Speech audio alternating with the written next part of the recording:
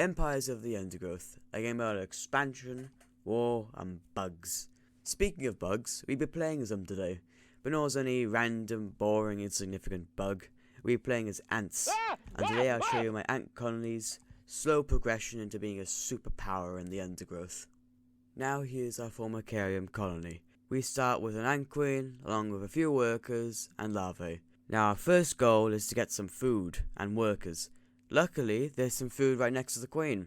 Now you might be thinking, how do we get more food? Well, this is where the story levels come into the picture. Playing these levels rewards us with food, territory, and jelly. Jelly functions as this game's research points, and territory allows us to expand our glorious empire.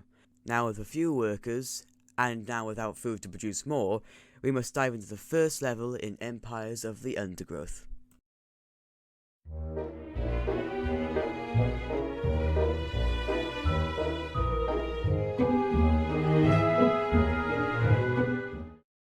And here we are, the first level of Empires of the Undergrowth, New Home. Even with playing this on the highest difficulty, it's still a pushover. Due to no time limit and having a good plan, there's almost no way to lose this level.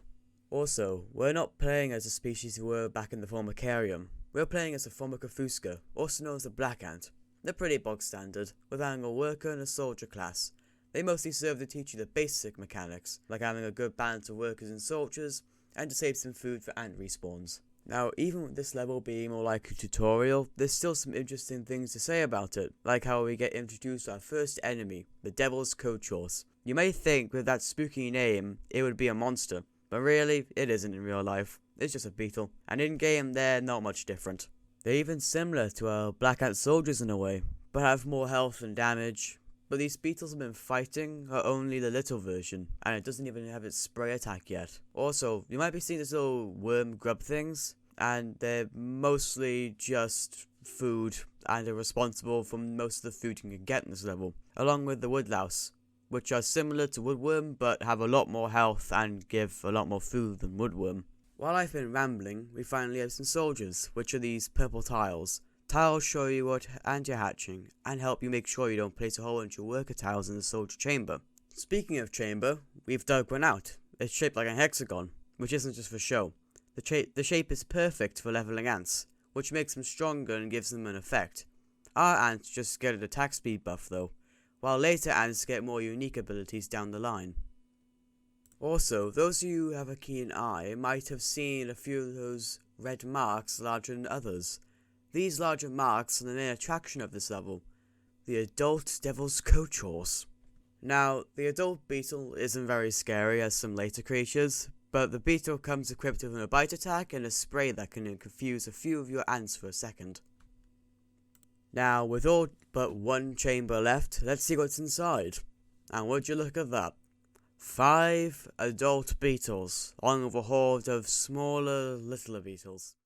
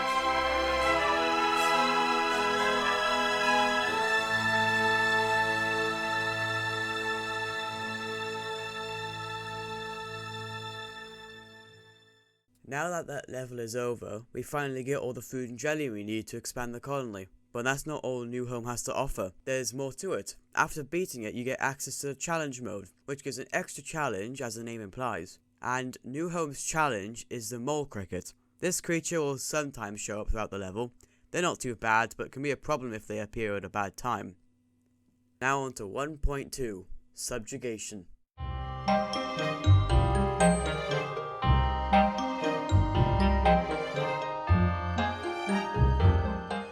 Now, I did say that New Home was a pushover and impossible, but Subjugation is very much not.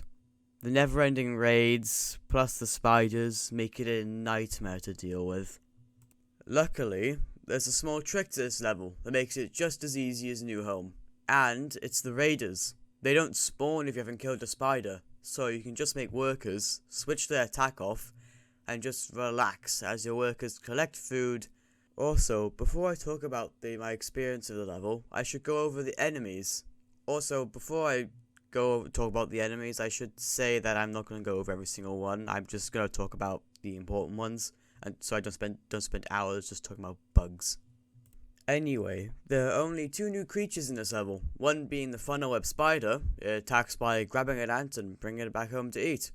Luckily, it isn't really a threat, more of an obstacle, while the other enemy is a whole other problem. It's called the slave maker ant, Formica sanguinea. These ants do, as their name says, enslave other ants. And in the level, they do this by taking a brood, which is ant babies if you didn't know.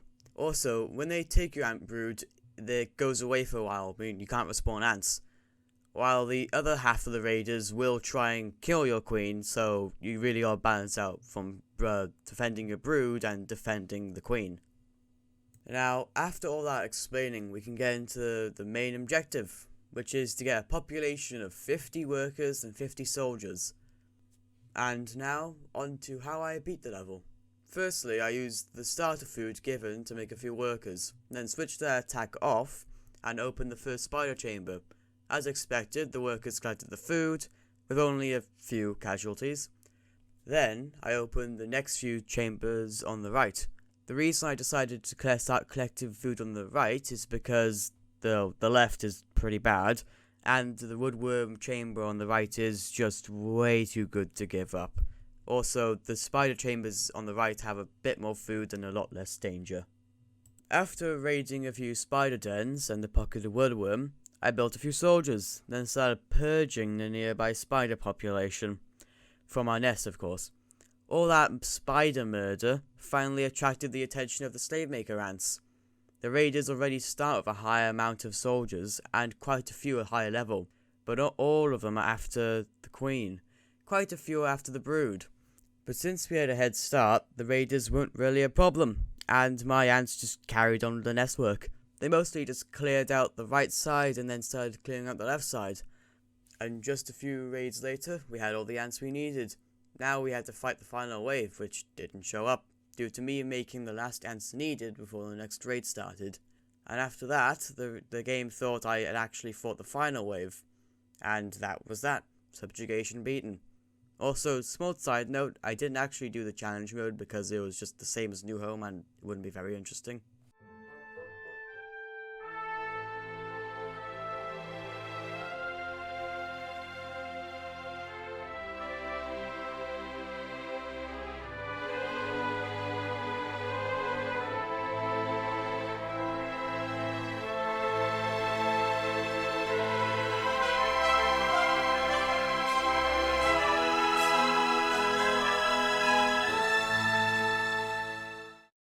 Now we're on to the boring part of the video. Yeah, I have some bad news. The first Formicarium challenge isn't very difficult, even with the highest difficulty, and it was especially easy at all the food we got from New Home and Subjugation. But before that, I need to talk about our new sponsor, Raid Shadow Legend. No, I'm messing with you. No, actually, we gotta talk about the nest improvements I made. Firstly, I unlocked the black ants and got my workers to dig out a nest entrance to the overworld. Speaking of overworld, this is it. And in later levels, this is where most of the action takes place. Also, you can see there's a monstrous amount of food, and you'll use it to expand the colony to prepare for the first experiment. The experiments act as a barrier to each tier of Empires of the Undergrowth. Also, with beating each experiment, we get access to a new ant. Now, with all that over, we can get on to the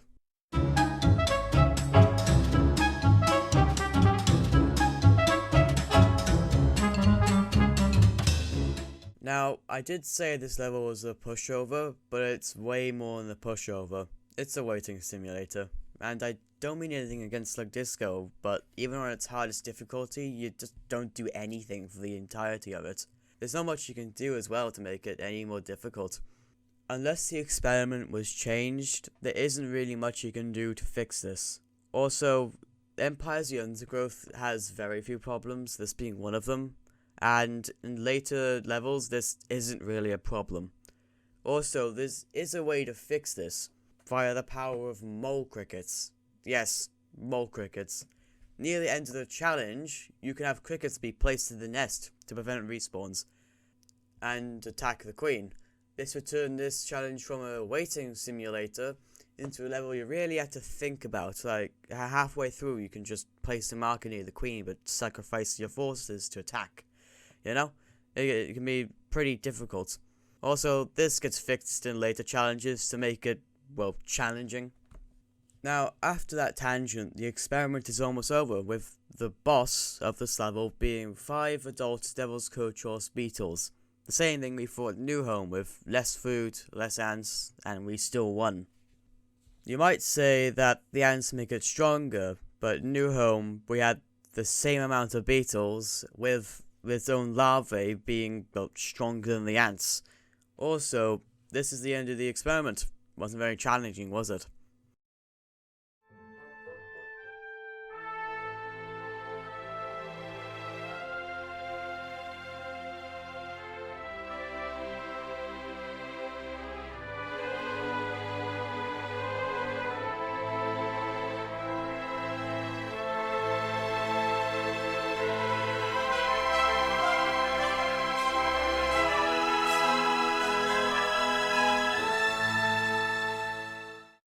Now we can finally not move on to, yeah. This is the end of the video. I'll be splitting this into 5 parts, each part being one tier of Empires of the Undergrowth. Also, the script of this video is getting way too large. I'm getting sick of writing. Seriously, this script is probably the largest piece of writing I've ever made. Anyway, hope you guys enjoyed the video. Also, sorry about the video being so short. New Home and Subjugation are pretty short levels, but the video next time will be a lot longer. Anyway, see you next time.